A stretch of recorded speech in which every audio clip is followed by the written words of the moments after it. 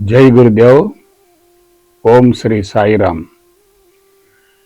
ఎందుకీ పరుగు పందెం?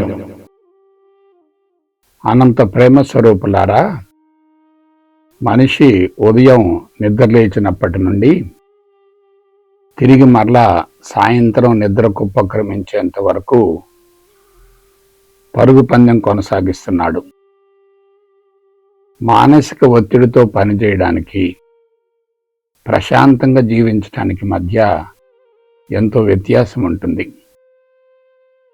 ప్రస్తుతం సులభతరమైన సుఖవంతమైన జీవితాన్ని కొనసాగిస్తూ మానసిక ప్రశాంతతను పొందాలనే తపనతో సైన్సు సాంకేతిక పరిజ్ఞానాన్ని అనూహ్యంగా ఉపయోగిస్తూ మానసిక ప్రశాంతతను కోల్పోతున్నాడు. గమనించండి. ఉరుకుల పరుగుల జీవితం ద్వారా ప్రశాంతత ఉండదు కదా. అసలు ఎందుకు ఇలా జరుగుతుంది? అందుకు మూల కారణం ఏమిటి? తనకు అవసరమైనదంతా అంతరంగంలోనే ఉంది అనే విషయాన్ని తెలుసుకోలేకపోతున్నాడు. సాంకేతికతను ఉపయోగించడం ద్వారా ప్రశాంతతను పొందవచ్చుననే భావనతో ప్రకృతిపై, అంతరిక్షంపై విపరీతంగా పరిశోధనలు చేస్తున్నాడు. నీరు లేని చోట నూతిని త్రవ్వితే ఫలితం ఉంటుందా? ప్రస్తుతం అదే జరుగుతుంది.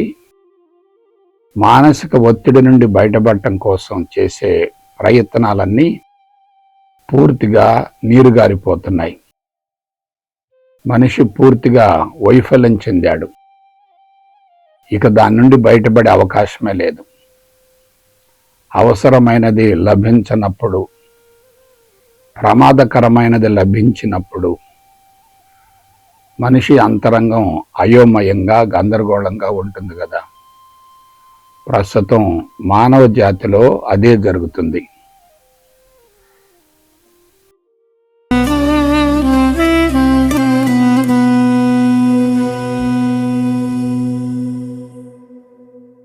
జై గురుదేవ్. ఓం శ్రీ సాయిరామ్.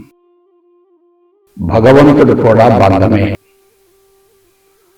ప్రేమాత్మ స్వరూపులారా, మనిషి అశాంతికి లోనైనప్పుడు, ఆనందాన్ని కోల్పోయినప్పుడు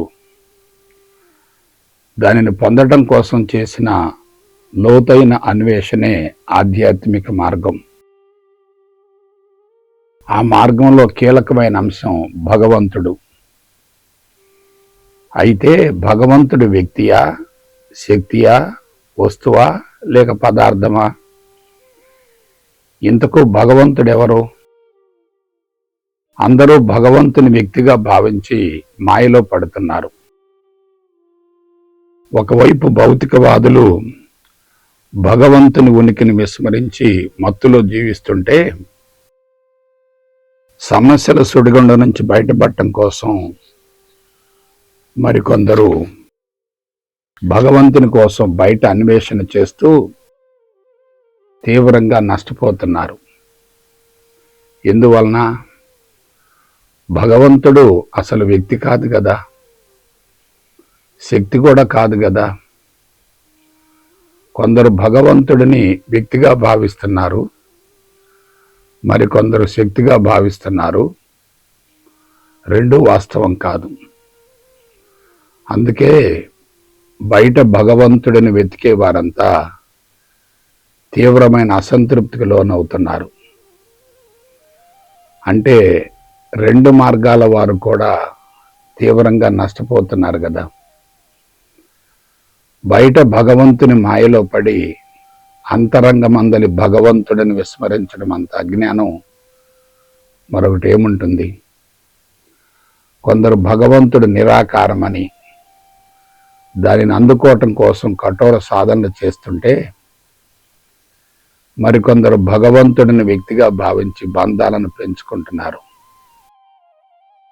అంటే రెండు వర్గాల వారు అయోమయంలో, గందరగోళంలో ఉన్నారు. సత్ఫలితాన్ని పొందకపోగా తీవ్రంగా నష్టపోతున్నారు.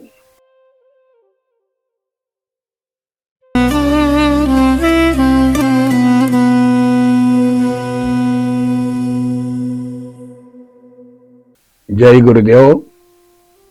ఓం శ్రీ సాయిరామ్. ఆధ్యాత్మికత కూడా ప్రమాదమే. దివ్యాత్మ స్వరూపులారా, ప్రస్తుతం పాశ్చాత్య దేశాలన్నీ భౌతికవాదం ద్వారా లౌకిక జీవితాన్ని క్రమబద్ధీకరించుకొని ఆనందాన్ని పొందాలని ఆరాటపడుతుంటే, భారతీయులు భగవంతుడి సాక్షాత్కారం కోసం, అండదండల కోసం, ఆశీస్సుల కోసం పరుగులు తీస్తున్నారు. ఆ విధంగా రెండు వర్గాలు పూర్తిగా వైఫల్యం చెందాయి. ఎందువలన? వీరంతా బాహ్యముఖ ప్రయాణంలో ఉంటూ బంధాలను పెంచుకుంటూ అంతరంగమందలి ఆనందాన్ని గుర్తించలేకపోతున్నారు. మరొక వైపు భారతీయులు భగవంతుని వెతుక్కుంటూ బంధాలను పెంచుకుంటూ స్వేచ్ఛను పొందలేక తీవ్ర అసంతృప్తికి లోనవుతున్నారు. మొత్తం మీద రెండు వర్గాలు సత్ఫలితాన్ని పొందడం లేదు కదా. పాశ్చాత్యులంతా శారీరక ఇంద్రియ మట్టాలను సంతృప్తిపరుస్తూ భౌతికవాదమే ముఖ్యమని విలాస వినోద శృంగారాలకు అలవాటు పడి ప్రకృతికి దూరమై ప్రపంచాన్ని కాలుష్యపు కోరల్లో ఇరికించి సాంకేతిక పరిజ్ఞానం ద్వారా ఖరీదైన జీవితమే లక్ష్యంగా ముందుకు సాగుతుంటే, భారతీయులు ఆధ్యాత్మికతే ముఖ్యమనే భావనతో దాని పట్ల బంధాలను పెంచుకొని బయటపడలేకపోతున్నారు. ఫలితంగా రెండు మార్గాలు మనిషిని బలహీనపరుస్తున్నాయి తప్ప బలోపేతం చేయడం లేదు. ఆధ్యాత్మికతను ప్రత్యేక జీవన విధానంగా భావించి దానికోసం పరుగులు తీయడం ప్రమాదం కదా. అసలు ప్రత్యేకంగా ఆధ్యాత్మికత అనేది ఎక్కడా లేదు. దానిని గ్రహించని వారే బంధాలను పెంచుకుంటున్నారు.